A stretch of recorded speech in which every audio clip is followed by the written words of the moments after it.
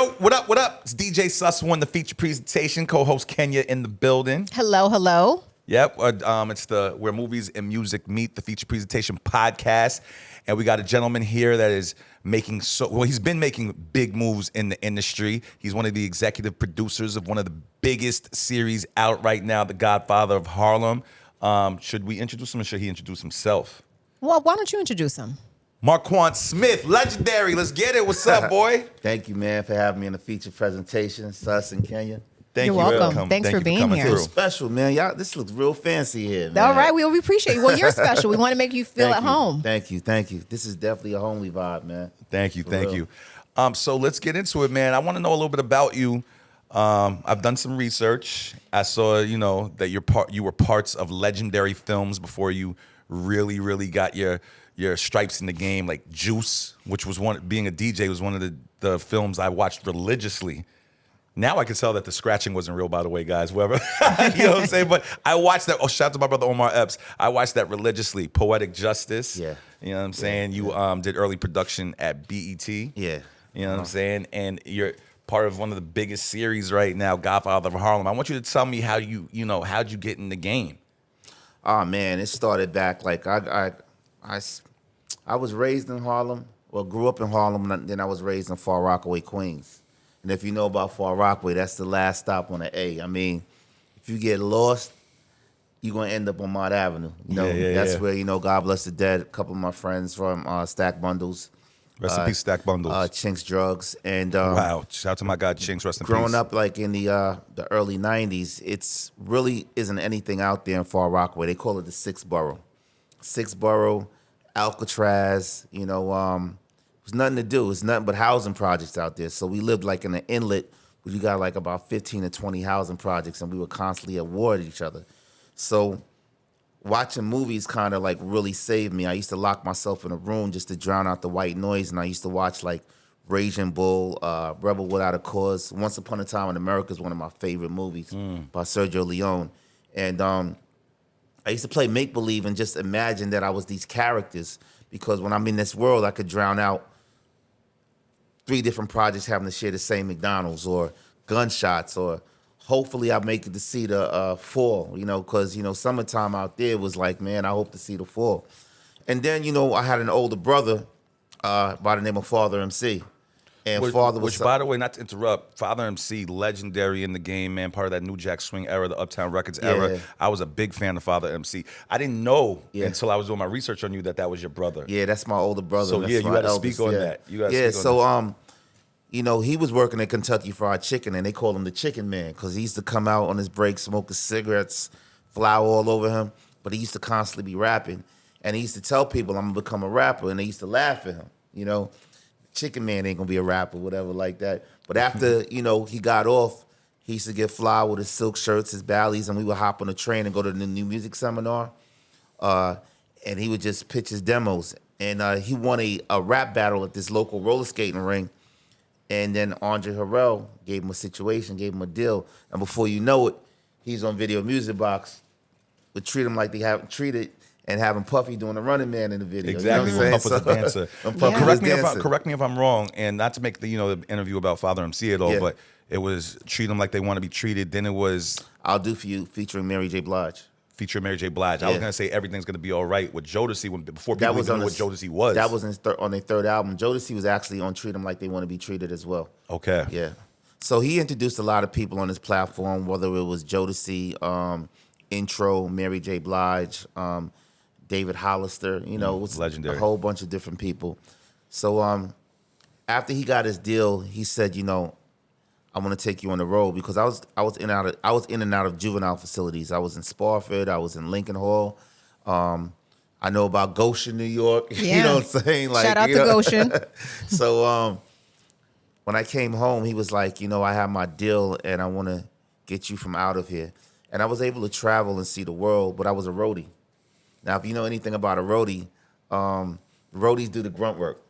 I'm the first one off the bus, the last one on. But during my tours, I was another roadie that I was very, very cool with. One of my good friends is Tupac Shakur. And Tupac was a roadie for Digital Underground. And Trutch was a roadie for Latifah. So myself and Tupac, we used to always talk about having these dreams of, being on the big screen, hearing our voice on radio, and I was able to travel and see different cultures. My first tour I was on tour with was Troop, Candyman, Second to None, High Five, EPMD, DJ Quick, all these individuals that were very legendary, because this is the 50 years of hip hop. I was able to be around and learn a lot from. That's dope. So you started in music and then you evolved into Yeah. movies. Well, actually, I used to go to summer stock. My moms used to try to get me in theater and plays and stuff. But the streets was like, it was very enticing to me. Like I used to get on the A train and come ride all the way back up to Harlem. And I mean, it was just everything, man. The lights, the flashiness, and then take the train back to Far Rockaway, the last stop on the A, with my 40 ounce, you know what I'm saying? So I just love the excitement of what Harlem had to bring. And after I, shooting back to after I got off a tour, I was actually signed to Whitney Houston's label. And Whitney Houston used to have a label called A Better Place Records, Nippy Inc. Her nickname was Nippy, and it was with Elektra Records with Sylvia Rowan and Merlin Bob. So, she had a few artists, and I was one of the artists that was signed up there. Nice. That's dope. So what was your big break actually in film? Your big break? My biggest break, I would say, is now. But I had breaks amongst time. Like, being in Juice was very amazing, working with Samuel Jackson and my boy Tupac and Tretch. Just being in that circle, I wasn't a principal character. I was more of I was one of the truant kids that was getting chased through the arcade. And then, Poetic Justice, just being out in L.A., working with the late, great John Singleton, and did a couple of short films. Was on the Dave Chappelle shows as a featured extra. I was eating cold sandwiches. I wasn't eating the hot food like everybody else. But, and then Godfather, man, how Godfather of Harlem came about, if you want me to get into that, was I used to go up to Lenox Terrace every Sunday, and I used to talk to my godmother. Her name was Margaret Johnson. And Margaret used to tell me about these wonderful stories about Harlem, how she used to walk out of a tenement building and smell fresh laundry hanging out the window, or walk past 125th Street, look up, you see James Brown's name on the marquee, or even walk past Sugar Ray Robinson's barbershop, you may see his pink Cadillac. Look inside, you may see Nat King Cole waiting to get a haircut, hear Sam Cooke's voice coming out of a transistor radio. And these were like so magical to me. Every Sunday I used to go up there. I used to look forward every Sunday to go up there. I would buy her favorite sandwich, which was cow tongue on rye bread with mustard. And we would sit there and she would just talk. And she used to also tell me about how African Americans migrated from the South. And them coming from the South, they were trying to escape Bull Connor's water hoses and his dogs, but they were experiencing racism. It was one of the most tumultuous times in America in the 60s. And regardless if you went to D.C., Virginia, Newark, or even Harlem, you would still face racism. I mean, I'll give you two examples. She told me for an African-American to go purchase a hat at a hat store, they may say, put a shower cap on your head because they don't want the hat to touch your scalp. Or for a family of four, say, you're an African-American husband that's been working all week and you just want to treat your family to a steak dinner. The owner may say, we don't serve people of color, so, you have to leave. We'll give you the food to go. But she also used to tell me about her grandfather. His name is Ellsworth Raymond Johnson. The streets know him as Bumpy. He was from Charleston, South Carolina. He was a Geechee. And he didn't come up to New York to become Bumpy Johnson, to become a gangster. He actually came to New York to become an attorney like Malcolm X.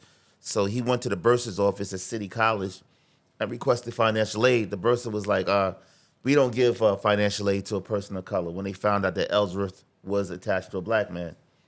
And I always tell people he wasn't just a gangster once again. In Alcatraz, the warden said he had the highest IQ he ever had for a black person. It's rumors that he beat Bobby Fischer in chess. He read Shakespeare. He read Nietzsche. He has poetry that's self-published. So, Bumpy was just someone who got the cards dealt to him, and he played it the best way he could. He was the first African-American underboss that sat down with the five families, whether it was Lucky Luciano, Maya Lansky, Bugsy Siegel, Vito Genovese, Frank Costello. These were the roots of they say the La Cosa Nostra or the Mafia. He was able to sit at the table with every one of them because they looked at him as the conduit of getting drugs through Harlem. Plus, he was running numbers.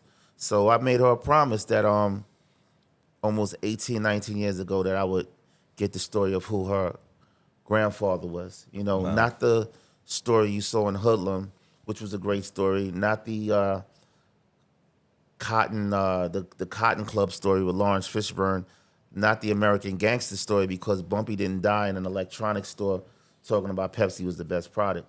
He actually died in my character's arms in 1968 from congestive heart failure. So, I made her a promise over 18 years ago that I would go out there and get the story of her father, her grandfather. Would you describe him as like a humanitarian in a type of way? No, not at all. Bumpy was a dope dealer. He wasn't a humanitarian. He was a African American man that was trying to figure out how to survive in that era with the cards that was dealt to him. He wasn't Harry Belafonte. He wasn't a Sidney Poitier. I don't care how many book bags you buy kids in the school to go back to school. If you're selling dope, you're a dope dealer. If you sending kids to Great Adventure, you're still a dope dealer. We're showing that he was a man trying to transition and trying to find an opportunity to put his wrongs aside from his past and his last years of his life trying to become the man that he always wanted to be. Mm-hmm. And it took you like 18 years to get this off the ground, and you had some challenges. Oh, yeah, absolutely. I mean, I tell people all the time to walk into a studio and pitch a $100 million idea. They're going to look at you like, and what's the ROI? What's my return on investment? I tell people every day, there's a Martin Luther King Boulevard in every hood. There's a Malcolm X Boulevard in every hood. What makes your story so different? Everybody sold drugs. I mean, people sold drugs in Miami. People sold drugs in D.C. People sold drugs everywhere. It wasn't just a drug story. It was a story about the collision of civil rights in the underworld. That was the elevator pitch right there. I mean, if you look at your favorite characters, like some of my favorite characters, they're so interesting. Like, what makes you like Tony Soprano? You never saw the intersection of a mobster's relationship and his therapist. What people like Walter White for. He's a chemistry teacher who has a deadly disease that starts selling methamphetamines to provide for his disease. So these complex characters are the characters that I like to show on the screen. Mm-hmm. How many no's, since it took like 18, 19 years, how many no's did you get in the journey to get this promise? You make well on this promise to get the Godfather of Harlem out there. I mean, if I could count the no's, man, we'll be here till next month. I mean, it was 1,000 no's. When we first finally got into the pitching stage of the TV series, we got turned down by 3 networks, and it's so funny because everybody has a good idea, right? But I'm pitching the TV series with my big brother Forrest Whittaker, who's an Academy Award-winning actor, and my other brother Chris Brancato, who's an Emmy-nominated writer who created one of the hottest shows on Netflix, I think, Narcos, and they were still saying no. Wow. I mean, Netflix gave us a hard no. Apple gave us a no. Stars gave us a no. Did they make anything that made sense reasoning Well, in their minds? To be honest with you, in our lay of the land, Hollywood often thinks when shows are urban, they don't have any legs. I feel like that's been proven wrong for a long time now. Yeah, but even with Black Panther, we were selling this when Black Panther was at his height. Mm-hmm. This is before Wakanda, and I used to tell them they would tell me it's an anomaly. It's like, oh, it won't happen again. When I first did my deal over at Walt Disney ABC, give a big shout out to them. I was told by an executive for me to star in my show and to sell the show, I might as well get struck by lightning twice. Wow. So now I'm here. I guess I got struck by lightning twice. Right. I mean, I tell people all the time, I try to inspire people. A lot of people want success, but are they ready to eat tuna fish sandwiches? Are they ready to eat ramen noodles? Are they ready to sleep on somebody's floor because they can't afford a room and humble yourself? Are you ready to say you're sus? You got to hook up with buddy passes? because I got a meeting at Netflix on Monday at 8 o'clock, and I got to get out of here Sunday, and I can't pay a regular flight. You know, that's what success is. So, yeah, it's not easy, especially navigating in Hollywood. You know, they're quick to say no before they say yes. You know, and everything, they might not even look at the script. They might just say, "Oh, we have the same urban piece because it's black." You know, and I think we proved them wrong because with foreign sales, we're doing so well in Africa, in the Middle East, in Australia.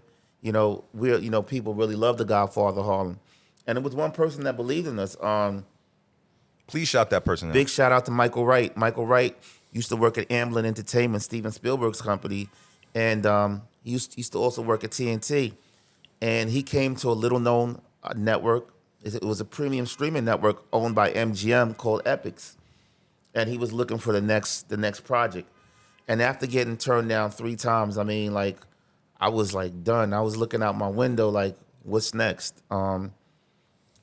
There was a junior agent at WME who said, there's a new individual over at Epix that's looking for a great project similar to Narcos, right? And this show is nothing similar to Narcos, but that's the concept that a lot of these creators get. We want something similar to that. Michael met with Forrest and Paul and Chris, and I was in New York. I was in a slump because this was in January, right? And even before he met, I got an email from my executive producer who said this was a noble failure. And I said, what the fuck is a noble failure? I ain't King Arthur or no shit like this. Like, you know, Forrest can go get another Academy Award. You know, you can go write Sherlock Holmes 2 and get fed by Robert Downey Jr.'s private chef. This has to happen for me. And I just was like in a funk. Like, well, you know, I come from a place, I come from the mud. I said, I'm not giving up, you know, and they had a meeting with Michael. I remember my phone was off, and I was sitting in the house with my mother, and my mother was like, baby, won't you try something else? I'm looking at my mother, try what? Try something else. And my phone is off. And I said, let me just turn on my phone. And it was Forrest. He was calling me. He called me like about 6 or 7 times. He's like, why didn't you pick up your phone? He said, we just sold this in the room. Wow. So, you know, I went upstairs and slapped my mother like, ah. You know, Wait, this phone call happened the same day that she made that statement? made the same statement. Wow. Wow, look at That's that. crazy. That's crazy. So, you know, I tell people all the time, it might sound cliche, but if you dream it, you can achieve it. You just got to stick to your goals. Like, if you knock an opportunity's door and it doesn't open for you, just go to Home Depot, grab some lumber, build your own door. You That's know, right. Create Exactly. your own destiny.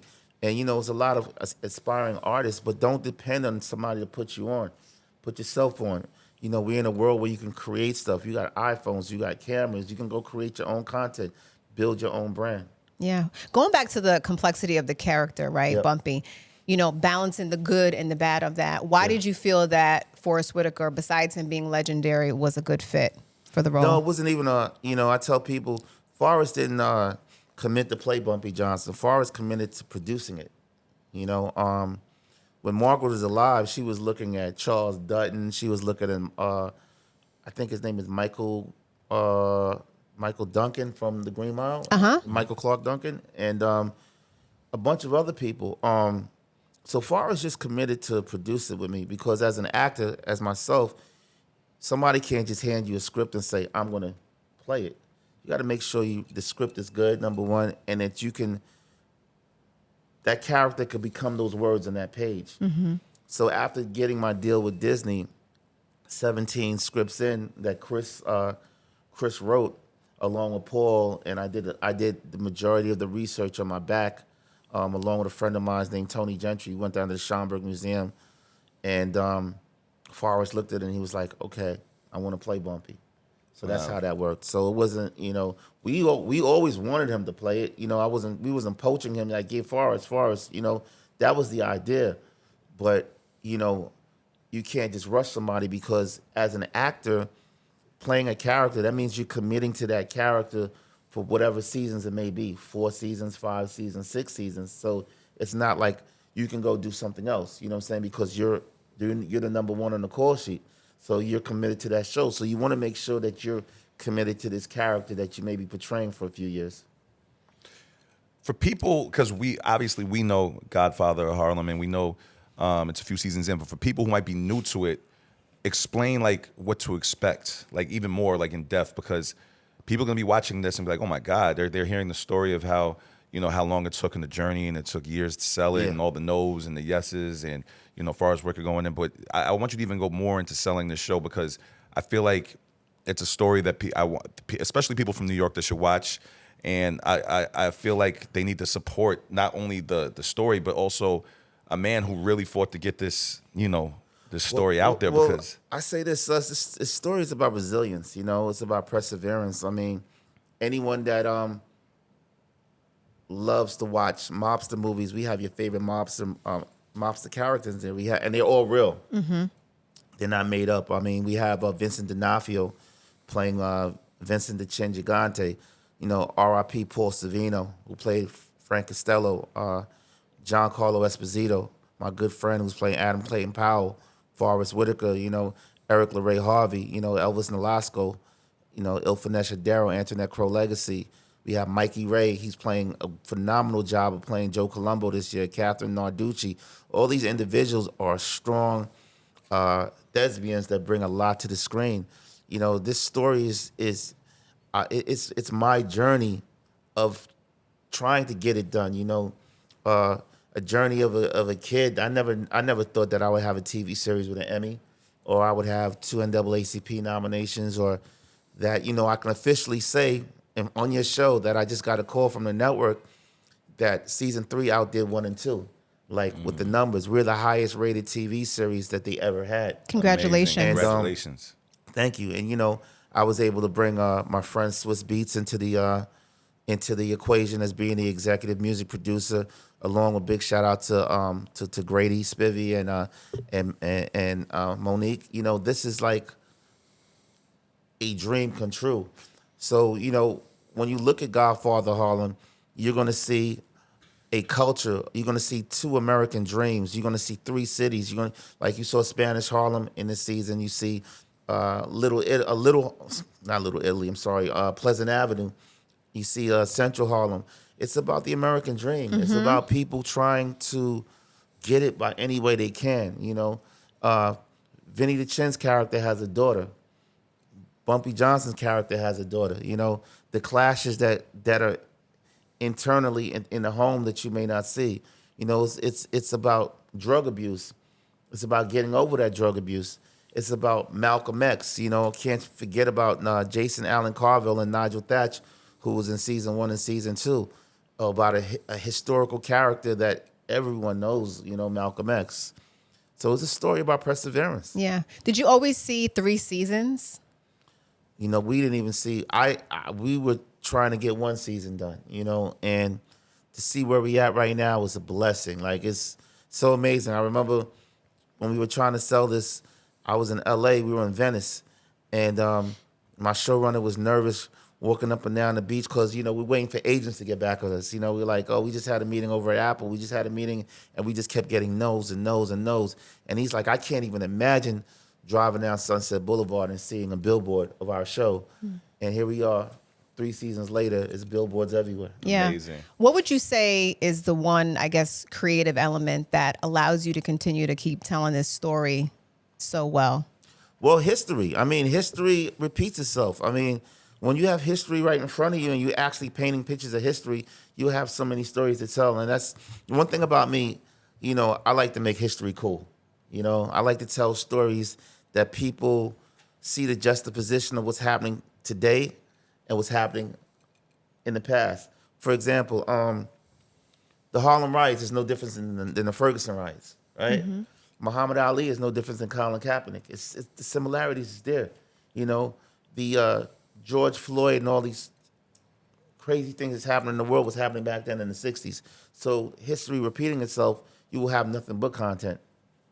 Since this is you consider this your big break, what's next after Godfather Harlem? Or this is just this main focus right now? Oh, nah, man. I'm a content creator, and I put it like this. I like what Will Smith said. He said, I always knew I was famous, but nobody knew it. You know what I mean? Like, that's a quote that he had, I think my biggest break, this is the first time you guys may be aware of who I am.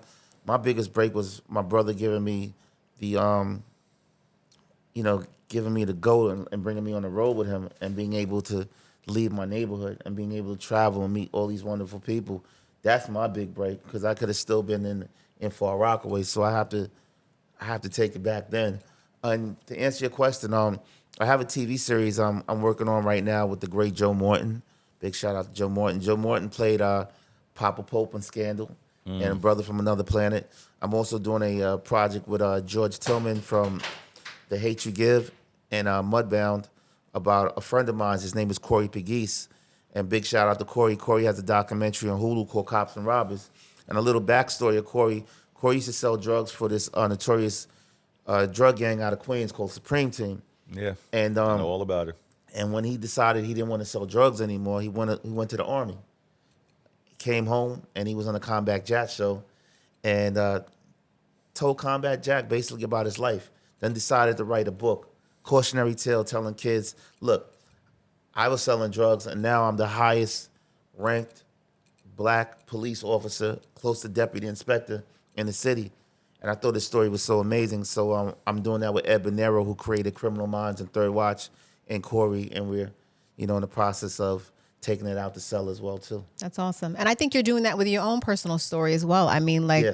wow, how inspiring are you to other creators of color out there that are trying to do the same thing? I mean, I tell people all the time, you could chase your pension or chase your passion. It's up to you.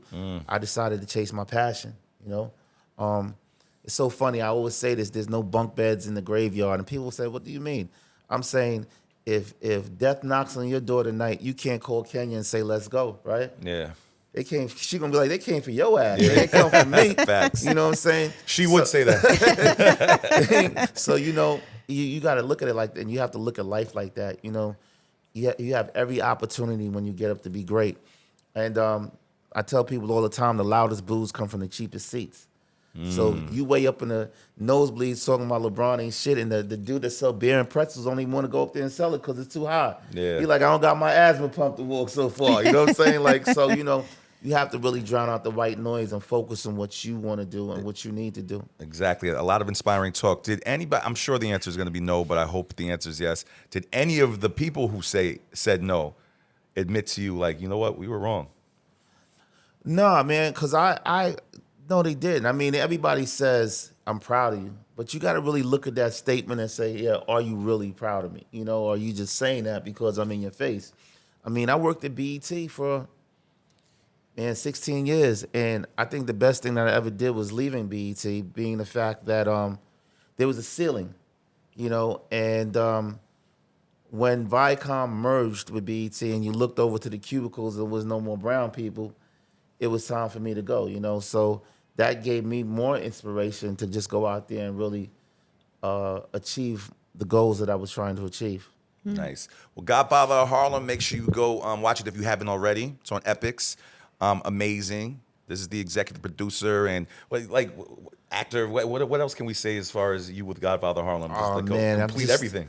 I'm just a kid, man, who had a vision, to inspire people to believe in themselves, and I tell people I even had to audition for my own role, brother. Like these are bumps. Speak about that. I had to audition for my own role. You would think, oh, you created Godfather, or you helped create it, use the vision. Nah, I didn't get nothing handed to me. I had to audition, and that's so crazy. Like after reading lines with Forrest and getting called back 6 or 7 times, I'm auditioning in front of my peers, to get to where I'm at right now. So many people hit me up and be like, yo, could I be in season 4? I'll be like, man, if you don't go out there and get acting for dummies or screenwriting for dummies and learn what it is about your craft, bro, people are not going to respect you. Please say that again, because everybody wants a favor. Because I can't ask anybody to pay my SAG dues.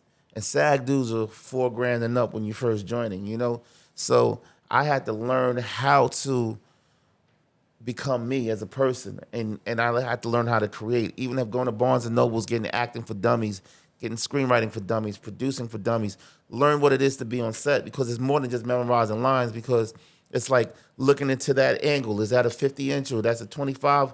How am I bringing down my emotions? Am I bringing it up? Am I bringing it down? And when you're in the sandbox with veterans, they can smell blood. This is one of our, we're only a month in, but this is probably one of our most inspirational interviews so far. Yeah. as far as things that I can relate to. You know what I'm saying? So thank you for coming to the Feature Nah, Presentation Podcast. thank you for having me in the feature presentation. You know what I'm saying? And I'm looking forward to more, projects that you're working on, man, because it's been a long time coming. And congrats on all the success for Godfather of Harlem, man. Thank you, man, and check out the series. It's an amazing series. I think you'll definitely like it. Godfather of Harlem on MGM Plus. It was known as Epix, but it's MGM Plus right now. Yeah. And the finale was absolutely amazing. So go check it out. The Godfather of Harlem. Awesome. Awesome. It's the Thank you. Feature Presentation Podcast, man. Godfather of Harlem on Epix. Check out the finale. And once again, thank you for coming. Thank you for having me. Thank you. Yes. Thank you.